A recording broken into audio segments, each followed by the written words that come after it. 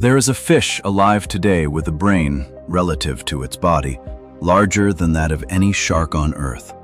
A brain that runs warmer than the freezing water around it, the way a mammal's does, which is something almost no fish on the planet can claim. It has no teeth capable of biting through human skin, no venom, no spine, no weapon of any kind. And in at least one laboratory test, it may have recognized itself in a mirror. This is the manta ray, and by the end of this video, you'll understand why an animal built with almost no defenses at all somehow became one of the largest, longest-lived, and most quietly remarkable creatures in the entire ocean, and quite possibly, second-guessing every assumption you walked in with about what dangerous or intelligent actually looks like underwater. Keep that contradiction in mind as this story unfolds, because intuition keeps getting this animal wrong at almost every turn. Something the size of a small aircraft, that by every normal rule of the ocean should be either a fearsome predator or easy prey, turns out to be neither. Here's the thread we'll keep pulling on throughout this story. Mantas belong to the same broad family as stingrays, the very same group that includes animals with a barbed, venomous tail spine capable of killing a grown man in seconds. But the manta doesn't have one. It lost it somewhere along its evolutionary path.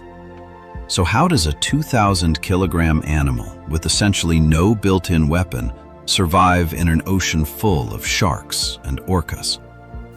Stick around, because the answer has almost nothing to do with strength, and almost everything to do with what's happening inside that oversized, oddly warm brain. Before we go further, subscribe right now, this minute, rather than waiting until the end. Most recommendation algorithms only show a new channel to a given viewer once, so if you don't hit subscribe during this video, there's a real chance you'll never see this channel in your feed again, no matter how good the next story is. And while you're at it, drop a comment. Tell us if you've ever seen a manta in person, or which ocean animal you'd like us to cover next. Mantas are cartilaginous fish, part of the same larger group as sharks and stingrays, animals whose skeletons are built from cartilage rather than bone, lighter and more flexible than what runs through our own bodies. The eagle ray lineage that eventually produced the manta split off from other rays tens of millions of years ago, long before most of the mammals we recognize today existed. Paleontologists have traced fossil teeth and impressions from distant ray relatives back through geological layers tens of millions of years deep, well before the group that would eventually become mantas branched off into open water at all. The manta, as we know it now, a filter-feeding specialist almost entirely built around eating plankton, is a comparatively recent outcome of that long history, emerging when certain ancestors abandoned bottom hunting for shellfish and moved into open water to chase drifting clouds of tiny organisms instead. Scientists currently recognize two species: the reef manta, smaller of the two, with a wingspan typically between 3 and 5.5 meters, tends to stay loyal to particular reefs for years at a time. The oceanic manta is the true giant.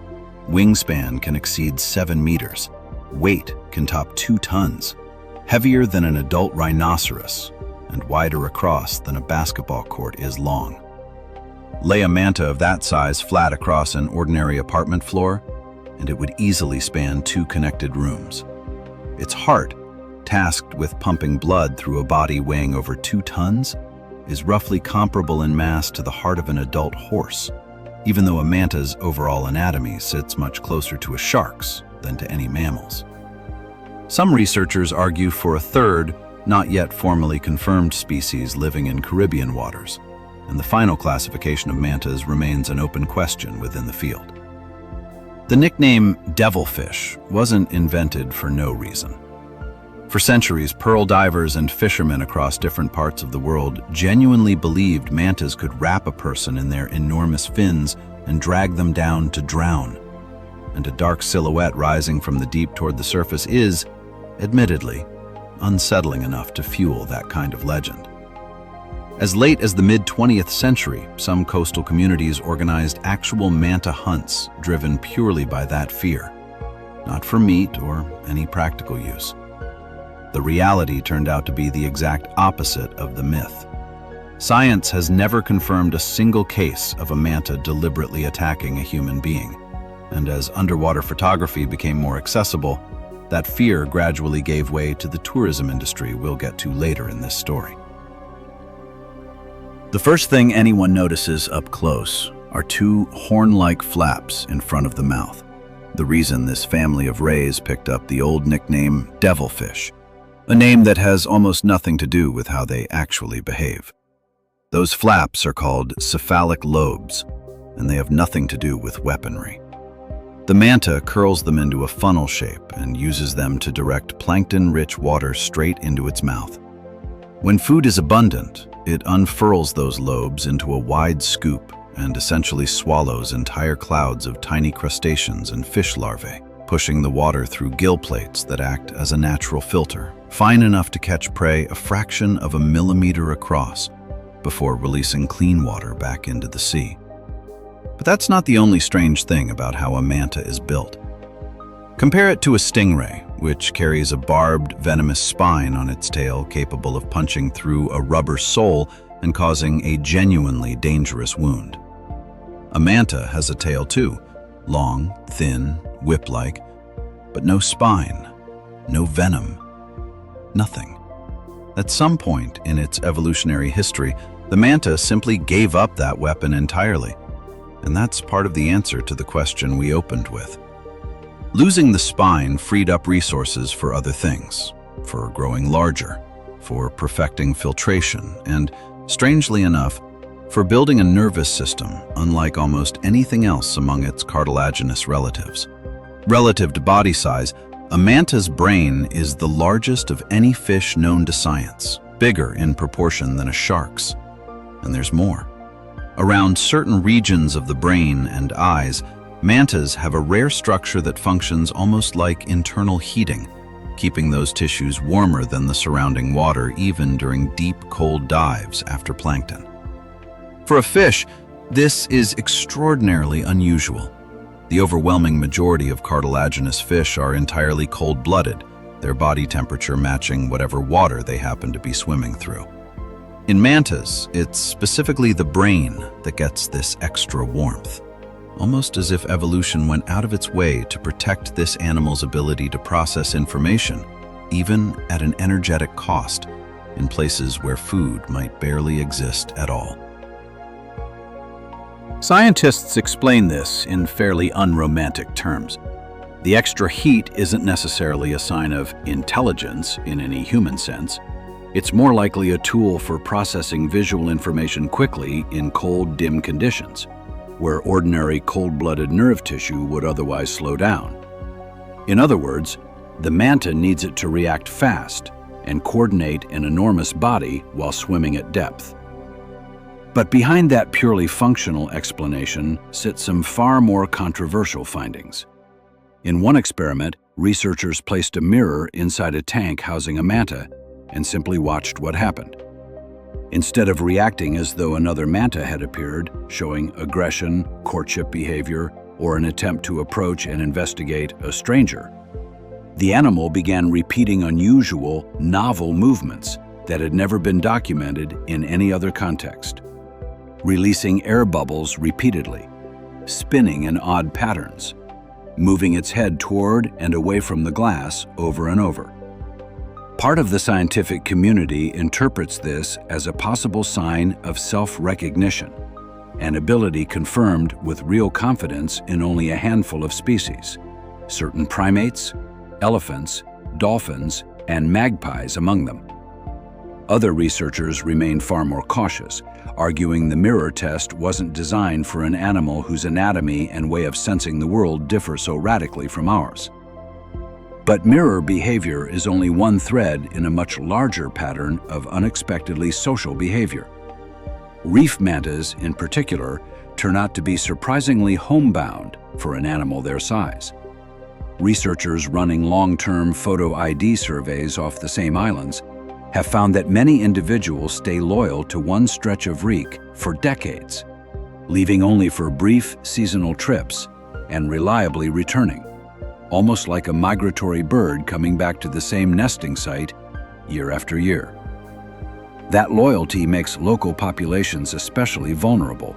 If conditions in that one specific area decline, a cleaning station disappears, the reef degrades, boat traffic increases.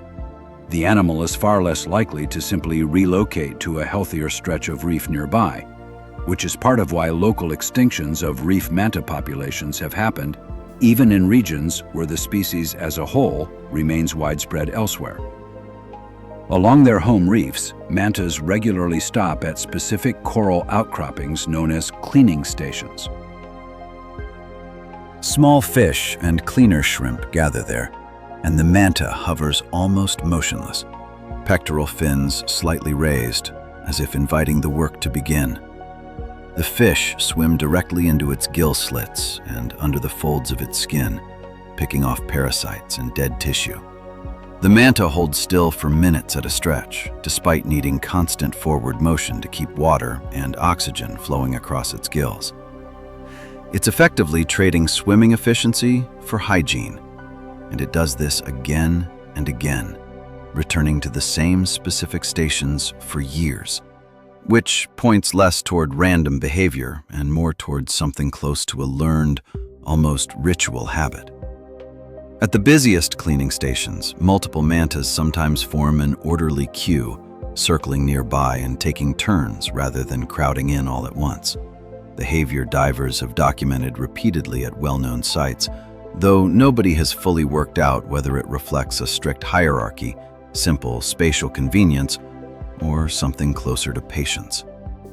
Either way, it's one more small piece of evidence that a manta's inner life is considerably more structured than swim, filter, repeat.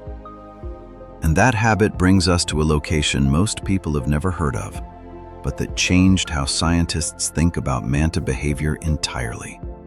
Hanifaru Bay in the Maldives, where currents and seafloor shape funnel plankton into extraordinary density during certain months of the year. Dozens, sometimes hundreds of mantas gather there at once, forming looping, cyclone-feeding chains. Animals swimming nose to tail in a circle, mouths wide open, preventing the plankton from scattering. A coordinated group behavior that's hard to reconcile with the idea of a purely solitary animal. Divers travel from around the world for a few weeks each year just to witness it. Off Kona, Hawaii, operators run a completely different kind of encounter. Night dives using powerful lights that attract plankton, which in turn draws mantas in to feed within arm's reach of snorkelers floating at the surface, one of the only places on Earth where a 2-ton wild animal willingly feeds inches from a stranger's face, night after night, without a hint of aggression. A third pattern shows up off Mexico's Revillagigedo archipelago, a UNESCO World Heritage Site protected specifically for its large pelagic species, where some of the biggest oceanic mantas ever documented gather around remote volcanic islands far from any coastline. Divers there often report the same individuals approaching boats and swimmers directly, seemingly out of curiosity rather than habituation to feeding, behavior that's harder to explain through simple conditioning, since these are wild, undisturbed animals with no regular food reward involved at all. Beyond the mirror test, a manta's unusually developed brain has been probed in other ways too. In a handful of aquariums that briefly housed mantas, keepers noticed the animals learning surprisingly fast, within just a few repetitions, to associate a specific person or sound with feeding time, swimming toward the food source before it even hit the water, a sign of associative learning comparable to what's been documented in far more heavily studied animals like dolphins and certain octopus species. Rigorous, controlled problem-solving experiments on mantas remain rare, partly because the species adapts poorly to captivity given its size, And most observations come either from isolated aquarium settings or directly from the wild, which makes firm scientific conclusions hard to reach. But the underlying fact stands regardless. This is a fish whose behavior keeps forcing scientists to reconsider what a brain housed in a body without a single bone is actually capable of. Now here's where the story turns toward vulnerability, and it starts with reproduction. Mantas are ovoviviparous. The pup develops inside the mother, living off a yolk supply without a full placental connection like a mammal, but also without ever being laid as an external egg. Pregnancy lasts roughly a year, sometimes longer, and in the vast majority of cases produces exactly one pup. That pup is born tightly rolled up, like a scroll, the only way a body several meters wide can pass through the birth canal, before unfurling in open water and swimming independently almost immediately. There is no parental care whatsoever. From its very first seconds of life, a baby manta is entirely on its own in open ocean, surrounded by predators and hazards it has no experience navigating. Compare that to most bony fish, which lay thousands, sometimes millions of eggs at once, and simply accept that almost none of them will survive. A numbers game that works because the numbers are so large. A manta plays a completely different game. A single pup, carried for nearly a year, represents an enormous parental investment by the standards of fish reproduction, closer in spirit to how a whale or an elephant reproduces than to how a typical fish does. That comparison matters because it means a manta population behaves less like a fish stock that can bounce back after a bad season, and much more like a population of large, slow-breeding mammals, vulnerable to exactly the same kind of collapse if too many adults are removed too quickly. This single fact makes mantas among the most vulnerable large animals in the sea, and here's why it matters so much. One pup per pregnancy, after nearly a year of gestation, is one of the lowest reproductive rates of any fish on the planet. Some shark species give birth to dozens of pups in a single cycle. A manta simply cannot rebuild its numbers quickly if a population starts to decline. Current estimates put manta lifespans somewhere between 40 and 50 years, with females not reaching sexual maturity until somewhere between 8 and 15 years of age, meaning it takes over a decade before a single individual even begins contributing to the population. Researchers describe this as a bet on longevity and quality over quantity, a strategy that worked beautifully for millions of years, right up until a species with nets, hooks, and demand for one very specific body part entered the picture. That's a story we'll come back to. But first, one more layer of social behavior worth mentioning. Off certain islands, researchers have documented what look almost like courtship trains. A single female swimming ahead while several males follow in a tight line, mirroring nearly every turn she makes in near-perfect synchrony. This can continue for hours and burns enormous amounts of energy. Yet males return to this same ritual season after season. Male mantas also possess something almost nobody expects: tiny teeth lined along the lower jaw, used for absolutely nothing related to feeding. Their sole purpose is gripping a female's pectoral fin during mating, which takes place in open water and requires both animals to swim in close, high-speed coordination for extended stretches. Females either lack these teeth entirely or have them far less developed. A strange case of a weapon-shaped structure evolving into something used exclusively for reproduction. So let's return to the question from the beginning. How does an animal with no teeth worth mentioning, no spine, no venom, and essentially no natural defenses survive an ocean full of predators built specifically to kill things? Part of the answer is simply size. Very few animals are willing to attack an adult manta weighing over a ton, mainly large sharks and orcas. and even they do so rarely because the risk of a blow from those enormous wings usually outweighs the caloric reward. Part of it is speed and agility that seem completely at odds with the manta's bulk. It can accelerate hard, turn sharply, and occasionally launch its entire body out of the water in a full breach, something documented repeatedly with no fully settled explanation. Watching a 2-ton animal clear the surface of the water and crash back down is, by every account from people who've seen it happen, one of the more startling sights the open ocean has to offer.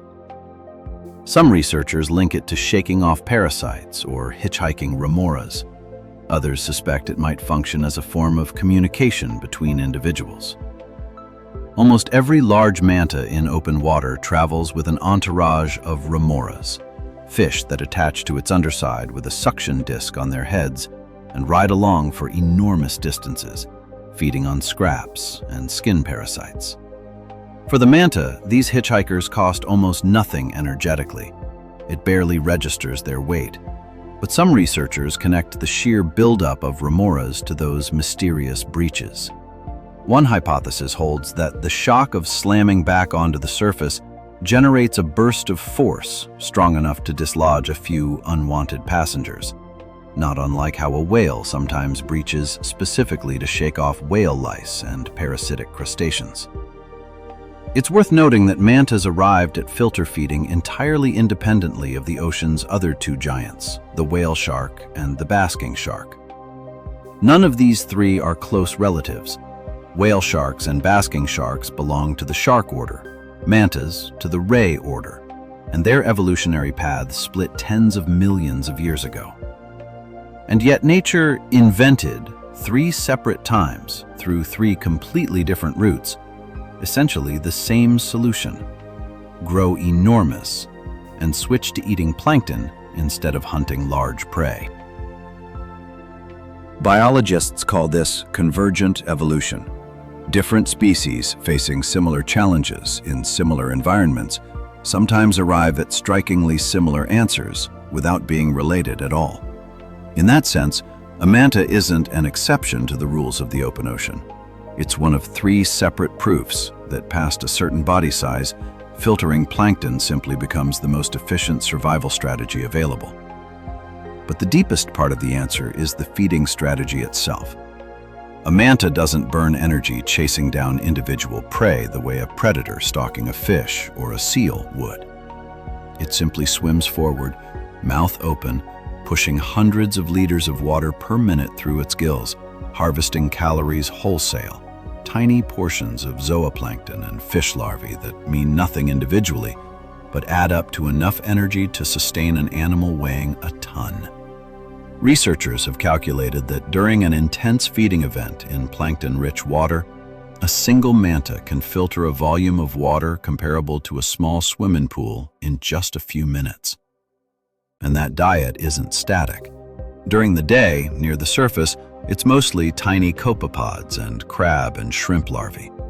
At dusk, as plankton rises en masse toward the surface, fish eggs and larvae make up a much larger share of the catch. And at depth, following the daily vertical migration of zooplankton, the prey shifts to translucent, almost weightless organisms adapted to permanent darkness that most people will never see outside of specialized equipment. Which brings us to something genuinely surprising. When researchers attached satellite tags to several oceanic mantas, the data showed dives deeper than anyone expected from a surface-feeding filter feeder, over a kilometer down into total darkness and near-freezing water. Scientists explain this in fairly grounded terms. The manta likely isn't diving that deep chasing food in that moment, but following the same vertical migration of zooplankton that hides in the depths by day and rises at night. A manta, it turns out, isn't just a passive filter feeder skimming the surface layer. It's an animal capable of diving nearly as deep as a submarine and returning to the reef within hours. That discovery forced a broader rethink of what knowing a manta population even means. For years, most research relied on divers photographing animals near the surface, at reefs and cleaning stations, which meant the deep diving, mid-ocean portion of a manta's life was essentially invisible to science until satellite tags started filling in the gaps. Some tagged individuals turned out to spend surprisingly little time near any reef at all, spending most of their tracked months crossing open water between feeding grounds, hundreds of kilometers apart, surfacing only briefly before diving again. It's a reminder that everything we know about mantas, from tourist encounters, the docile giant gliding past a cleaning station, is really just the small, visible fraction of a far less understood life spent mostly out of human sight. Now, here's the part where an efficient feeding strategy becomes a liability. A manta's dependence on dense plankton blooms forces it to migrate along ocean currents and seasonal phytoplankton events, sometimes covering thousands of kilometers of open water in search of the right conditions. The pattern of spots on a manta's underside is unique to each individual, like a fingerprint. And that single fact turned ordinary scuba divers into an unlikely research network. Open photo ID databases now let anyone who photographs a manta's belly pattern upload the image, where an algorithm matches it against known individuals or logs a new one. Through this crowdsourced effort, scientists have learned that certain individuals routinely cross thousands of kilometers between distant island chains, only to return, years later, to the exact same cleaning station, as if the ocean isn't a vast empty space to a manta at all, but a network of very well-remembered routes. That same migratory habit is exactly what turned mantas into targets for a specific kind of global demand. Manta gill plates, the very filtering apparatus that makes them such efficient feeders, became a traded commodity in parts of Asia, dried and sold as an ingredient in tonics claimed to have healing properties, despite no scientific evidence supporting that claim. A single adult manta yields relatively little gill tissue, which means meeting demand requires killing large numbers of animals. And this is exactly where that slow reproductive biology becomes catastrophic. A species that produces one pup roughly every year or two and takes over a decade to mature cannot support any fishery built around fast population recovery. By various estimates, local manta populations in regions with active targeted fishing have dropped by tens of percentage points within just a few decades, despite mantas never being a traditional food fish in most cultures. Investigators tracking this trade have followed dried gill plates through a chain that often starts thousands of kilometers from where the fishing actually happened, caught in one country's waters, transported through a second, and sold in markets in a third, which makes enforcement genuinely difficult, even where laws exist on paper. A single dried gill plate is lightweight and easy to conceal among other dried seafood products. And for years, many customs officials had no reliable way to distinguish manta gill tissue from that of other unprotected ray and shark species without specialized genetic testing. Beyond deliberate hunting for gill plates, mantas are frequently caught as unintended casualties of fisheries aimed at entirely different species, tangled in nets meant for tuna, or caught in abandoned ghost gear drifting through the open ocean. Because a manta needs constant forward motion just to breathe, an animal that can't free itself risks suffocating. Divers at popular viewing sites regularly recognize specific individuals by old scars from fishing line or bits of net still wrapped around their cephalic lobes, injuries an animal can live with for years, slowly losing its ability to feed efficiently. The same filtration system that makes it so vulnerable to a second, quieter threat. Plastic small enough to slip past every safeguard a manta's body has ever evolved. Because the same filtering mechanism that makes a manta such an efficient plankton hunter works against it when it comes to microplastic. Researchers examining stomach contents and feeding patterns in mantas from polluted coastal waters have found plastic particles roughly the same size as the plankton mantas eat, fibers shed from fishing gear, microbeads, fragments of household waste broken down almost to invisibility. Since a manta can't visually distinguish a fleck of plastic from a tiny crustacean, it swallows this pollution alongside its food across its entire multi-decade lifespan. And because of its slow metabolism and longevity, those particles have decades to accumulate, an effect scientists are only beginning to understand in the long term, and one that's especially hard to study precisely because it takes decades to fully play out in an animal that lives as long as a manta does. Internationally, recognition of manta vulnerability came relatively late. Both species were added to the appendices of the International Convention governing trade in endangered species, effectively making commercial trade in manta gill plates illegal for signatory nations without special permits. That hasn't eliminated illegal fishing entirely, but it gave governments and conservation groups a real tool for controlling borders and markets. For the first time in the species' long history, its survival became a matter of coordinated international policy rather than a patchwork of local island bans. And there's genuinely encouraging news buried in all of this. In several regions where manta fishing has been banned long enough, and where that ban is actually enforced, local research groups are documenting not just stabilization, but slow population growth. Young mantas, identified for the first time by their belly pattern, showing up in photo catalogs more often than adults disappear from them. Given how slowly mantas reproduce, that kind of growth demonstrates that real protection from fishing and bycatch can genuinely reverse decline, even for a species with one of the lowest reproductive rates of any fish alive. But only where enforcement holds steady for years, not sporadically, since a single unenforced season of illegal fishing can undo a decade of slow, hard-won recovery for a species that reproduces this slowly. It's worth pausing here to underline something important. Mantas themselves pose almost no danger to people. No teeth capable of a serious bite, no venom, no spine. The rare documented injuries involving divers and mantas almost always trace back to human error. Getting too close, grabbing a fin while swimming alongside one, which startles the animal into a sudden, powerful movement of its massive body, or collisions with boat propellers, which are typically far more dangerous to the manta than to anyone aboard. There are a handful of rare, well-documented cases of a large manta fleeing a predator or tangled in fishing line, breaching and landing on the deck of a small boat, injuring people simply through the sheer weight of its body.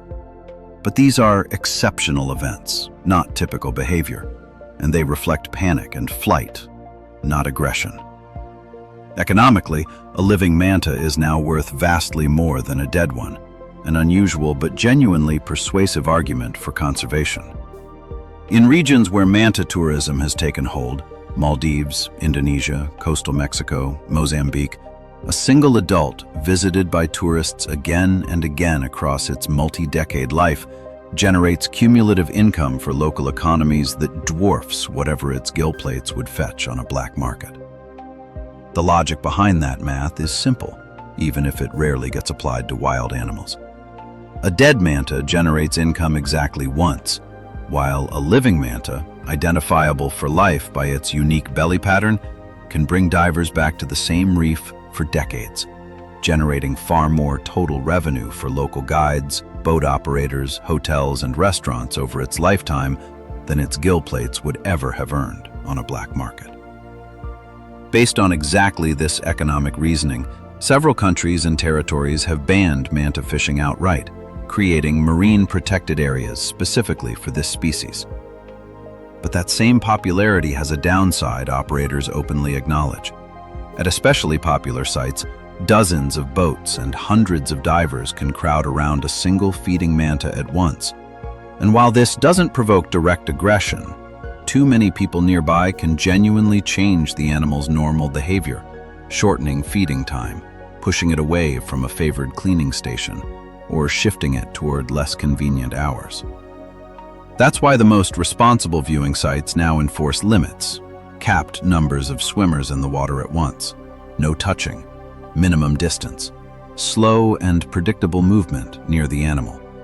Rules that exist precisely because the species' growing popularity as a tourist attraction became its own, gentler source of stress. Some sites now rotate boats on a schedule, cap total daily visitor numbers, or close specific cleaning stations entirely during peak breeding or feeding periods, a level of active management that would have seemed unnecessary a generation ago, back when nobody imagined a manta encounter could become popular enough to need crowd control in the first place. One more counterintuitive fact before we close.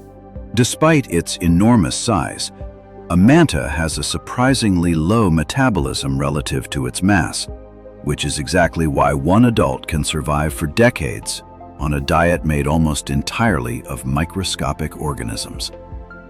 But climate change and ocean warming are already shifting the traditional zones where plankton blooms occur, pushing manta populations to search for new feeding grounds outside their usual routes and outside the protected areas designed around their old migration patterns, areas where they currently have no legal protection whatsoever.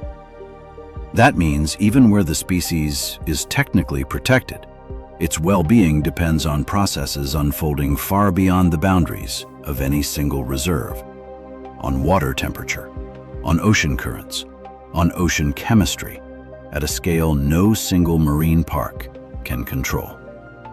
It's also worth adding one more strange thread before the final turn.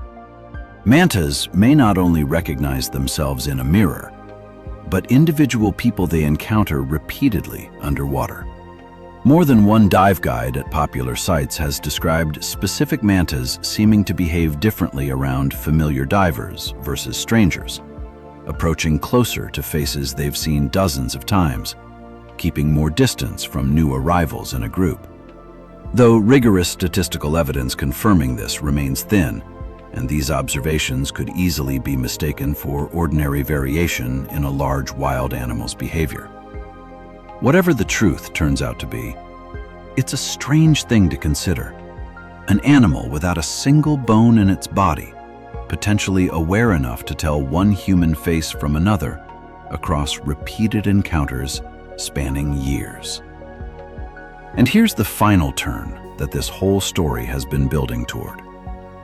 The manta is the fish with the most developed brain we know of, possibly capable of recognizing itself in a mirror, engaging in sophisticated social behavior, migrating thousands of kilometers, and living longer than many mammals.